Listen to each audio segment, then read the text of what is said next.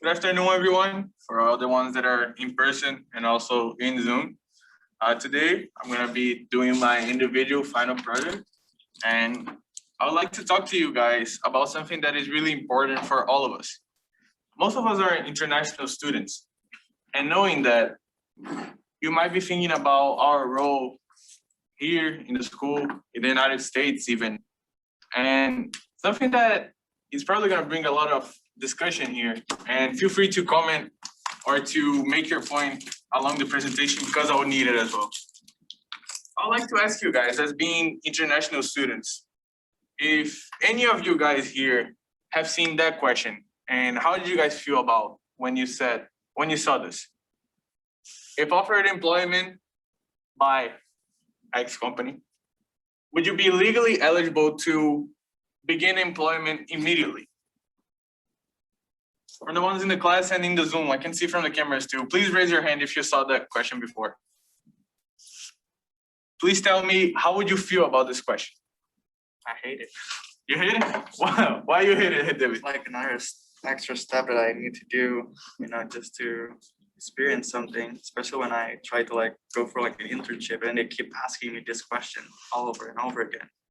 Do you think that question helps you? Doesn't help you? Puts you in a difficult spot? How do you feel about that? Yeah, it's just putting me in a difficult spot. It's just my personal experience. Okay. Any different opinions? Does anyone think that this question might be good, maybe? Hello? I think now that I have my green card, it's great. But before I hated it. So in a different perspective of being a citizen or a resident of the United States, you think it protects maybe your job from someone else? In David's perspective?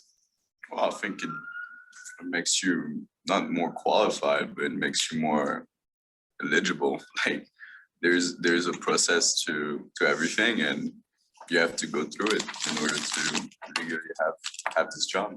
Okay, Jasmine? I just think it gives you a step ahead when you have a green card. Like you don't have to go through the process of doing more steps. Just gives you a non-job. Okay. Let me present you guys another question that has to do with this one as well. Do you need or will need in the future any immigration related support or sponsorship from X company in order to begin or continue employment with? If you hold a EAD and would like to be considered for a H-1B cap failing, please answer yes. The reasoning behind that question was thinking about students that maybe have found a job before. If you work for student services, if you're an RA, something like that. If you have your social security and all that stuff, you're one step ahead already. But this one might still block you. And I would like to know from you guys if you feel the same about this question as the way you feel about the first one, or how do you guys feel in regards to being an international student if it blocks you the opportunity to work maybe, or any chances that you have? I feel like most students, when they encounter, most of us right now are looking for jobs or internships. When they encounter this type of questions, they're not ready because first of all, they have no idea what an EAD or H/1B cap filling is.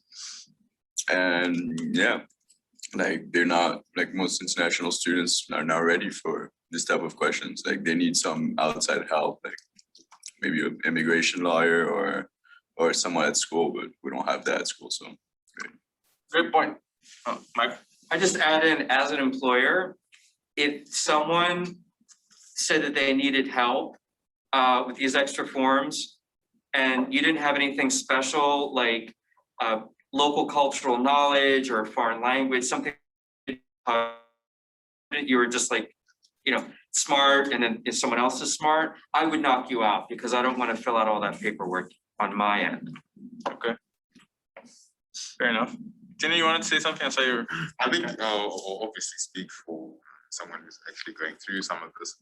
It really is disheartening sometimes in terms of the screening process. To the professor's point, you cannot prove to the person who sees this that, okay, I have X, Y, Z added qualities that I know are beneficial for your firm, but yet still I'm not given that opportunity to voice my thoughts or whatever additions I can make to your team as an aggregate, your company. So it's just another door. It's shut for me. Fair enough. I agree with many of the points that were made here.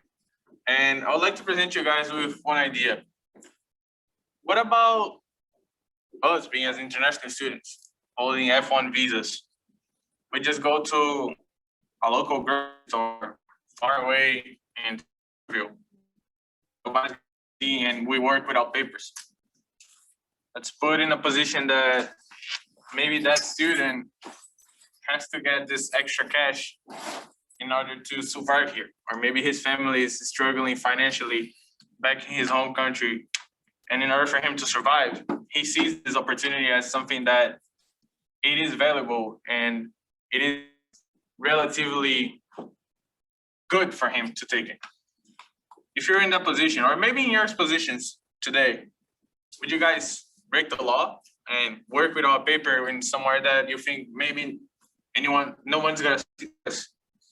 You get that extra cash? I wanna see some opinions in the house. David, you look kind of funny. What do you wanna say? It's so hard, but Why? I mean, it's pretty expensive, right? Living here just to keep up with the living expenses and everything. So get extra cash, like pocket money and money for like just food stuff, it would be very beneficial for me. And I don't have to put my like family any more burden other than like maybe like school tuition and just rent. Fair enough. Anyone that wouldn't do by any means? I was like so risky. Why do you think it's too risky? Like if they find me, like they will take out my visa, then and I will have to go back to my country. Like it's not worth it. So you think it's not worth it to maybe make this pocket money, risking your F1 visa, being deported, all that? Yeah. But what if you're not caught? But what if I'm caught? I mean, it's up to you, after all. David? Well, it's fun because people here who told me that for like if you want to get a job, just like off the country job, not documented, it's don't tell, don't show, just keep it to yourself. When you earn money, you don't have to show it to anyone or just tell anyone. And if you're asked, just don't show anything. Just say that, oh yeah, you got money from my family, and that's it. Or you are, you're with your friends and everything. So it's just cover up.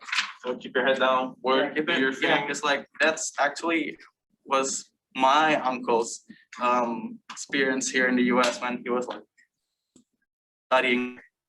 Thank you for sharing that, by the way. Really beneficial. Tino?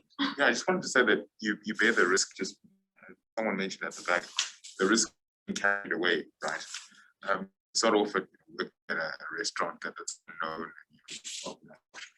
cleaning up, but that will lead to something else where you're like, okay, I successfully made money, no one knew about it, and you get a much better opportunity, higher wage perhaps, and it's still off the books, and that might lead to something else. And I think you really do, you can get yourself in somewhat of a knot or a tangle in terms of just getting carried away with yourself.